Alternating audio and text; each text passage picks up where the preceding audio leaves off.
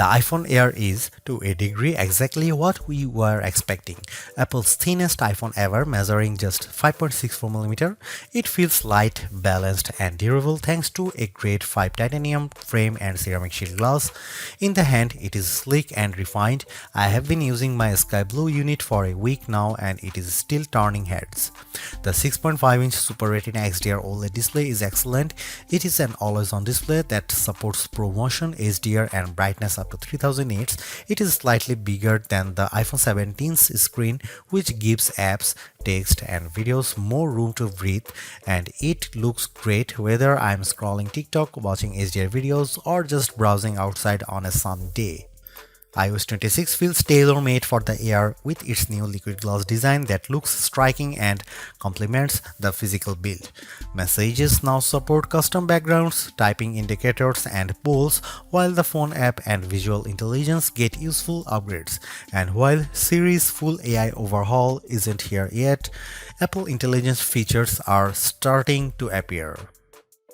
The biggest trade-off comes with the camera setup. There is just a single 48-megapixel camera lens on the rear of the phone. It produces sharp, natural-looking photos and impressive portraits, but you will miss the flexibility of a telephoto or ultra-wide if you are used to them. The selfie camera is excellent too. The Apple's center stage smarts for automatic, wide, and ultra-wide framing, and dual capture is genuinely fun. Performance from the A19 Pro is snappy and smooth, and it capably handled everything I threw at it, though the phone doesn't get warm during fast charging or heavy gaming. Battery life is decent but not class-leading enough for a workday, usually 6 to 8 hours of use, with my best stretch hitting around 10 hours away from the charger. Power users may want to invest in the $99 MagSafe Battery Pack, which matches the phone's slim profile and adds about 65% more life, but it is an added cost. The iPhone Air isn't the best iPhone for photography or endurance, but as a design statement, it's a gem. It feels like the most exciting iPhone Apple has released in years, and while it costs more than the iPhone 17 with fewer cameras and shorter battery life, it delivers value in other key areas. Apple unveiled the iPhone Air at its September 9, 2025 awe-dropping event alongside the iPhone 17, iPhone 17 Pro, iPhone 17 Pro Max, AirPods Pro 3, and 3 new Apple Watches. The Air, though, stands out with its entirely new design and is a whole new category of iPhone.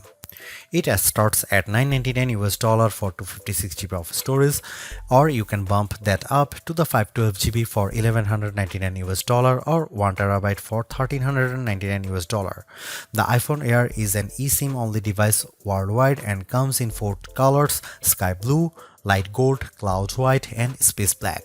I've been testing a 1TB iPhone Air in sky blue.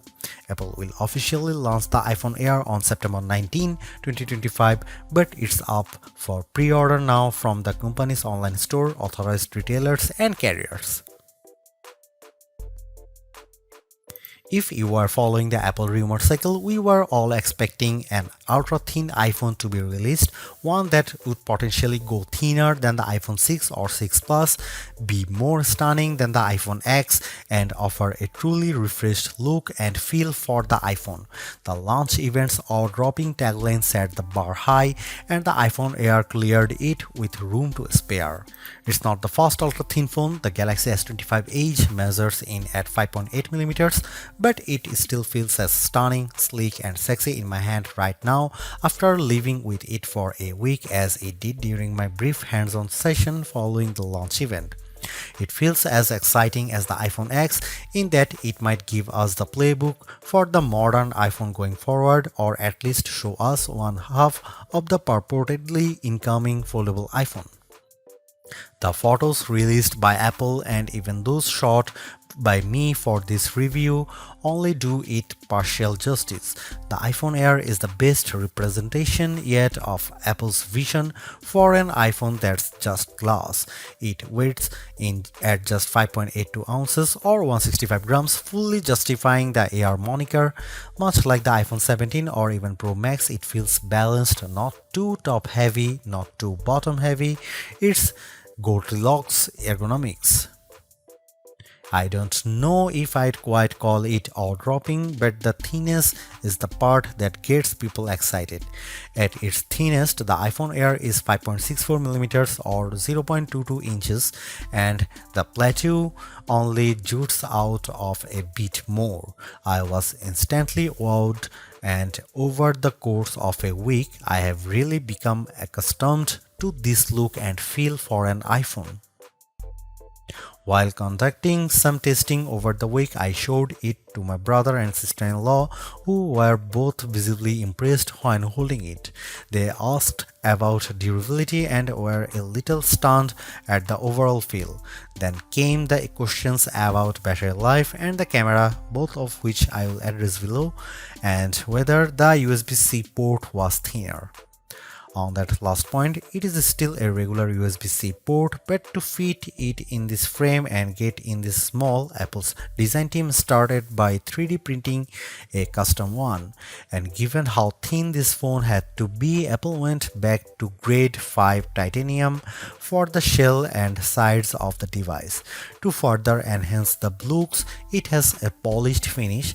My sky blue review handset is different from the MacBook Air and iPad Air colors of the same name. It is a bit lighter and pastel-like. I really like it, and the Air also comes in light gold, space black and cloud white. While the innermost layer of the iPhone Air sandwich is made of that strong titanium, which can bend slightly under pressure but is designed to spring back, it's topped and bottomed with glass and glass ceramic, specifically ceramic shield 2 on the front and a ceramic shield on the back. The rear, like the iPhone 17, is mostly frosted matte glass, while the top bump gets the glossy finish. Apple says the Air is 3 times more scratch resistant on the front, so I've still been careful sliding this in and out of my front or rear jeans pockets, and the back is 4 times more crack resistant. It also has the same IP68 rating for resistance to dust and water as the iPhone 17, 17 Pro and 17 Pro Max. It survived a light drizzle shortly after I unboxed it in Apple Park. The weather's been wet in my home state of Jersey, and the Air has shown no issues when being used in rain or surviving a dunk test. Even given the extreme thinness here, you still get the usual buttons you would expect on an iPhone. Camera control has been redesigned to live on the right hand side, and it's slightly thinner but about the same length as on other iPhones. The power or sleep button sits slightly higher on this side, with the action button, volume up and volume down on the left. The main mono speaker lives at the top of some microphones, and there are 2 other microphones either side of the USB-C port on the bottom. This design does, as mentioned, only leave room for a single camera and likely a smaller battery inside, but Apple has also dropped the SIM card slot worldwide and opted for eSIM to save some space. The iPhone Air is stunning, attracts a lot of admiring glances, and feels like biggest refresh in iPhone design we have seen in a while. Yes, it's the same key parts, just compressed, but in use it feels like the perfect showcase for iOS 26. If you are after Apple's best design this year, I think it is clearly the iPhone Air. For $999 US, it would be a little mean for Apple not to include promotion or always-on functionality here, and the iPhone Air supports both. As a whole, the screen is basically in line with those on the iPhone 17, 17 Pro or 17 Pro Max. The front of the iPhone Air is nearly all glass, except for a thin black bezel that turns into the sloped polished side. It's a 6.5-inch Super Retina XDR OLED display with a resolution of 2376 by 1260, which works out to 460 pixels per inch. It tops out at 3000 nits of brightness when needed, supports the white color P3 gamut and HDR, and features an anti-reflective coating. It also has the same dynamic island as the rest of the iPhone 17 line. In daily use, the display is really the main appeal here. On paper, it's 0.2 inches bigger diagonally than the iPhone 17 or 17 Pro, but it feels a bit more expensive. It offers more lines of text or a slightly expanded view when viewing a web page. Games or movies feel a little more like an event, and it offers a broad canvas for iOS 26. Lay two of these phones side by side and I think you'd have some idea of what Apple is planning to bring us with its long rumored folding iPhone, and it would look mightily impressive, but we are not quite there yet. And it's still smaller than the Pro Max. Colors looked punchy and vibrant, text was inky black and crisp, and it was a great display for daily use. I found that it got bright enough to battle the bright sunshine of California, the late summer sunshine of New Jersey and New York, as well as bright artificial lighting. I liked scrolling TikTok and Instagram Reels or watching a video on it, mainly thanks to the super smooth Pro Motion display. And iOS 26 with its liquid glass makeover looks fantastic here. This is where the compromises necessitated by the iPhone Air's unfeasibly thin design begin. The iPhone Air only features a single 48 megapixel fusion camera on the back. It can shoot at 1x, a sensor crop in 2x, or a maximum digital 10x, but the quality falls off noticeably with the latter. I'll cut to the chase here. If you are after the iPhone with the best cameras or even just some variety for shooting, this is probably not it. Here are some camera samples of the new iPhone Air.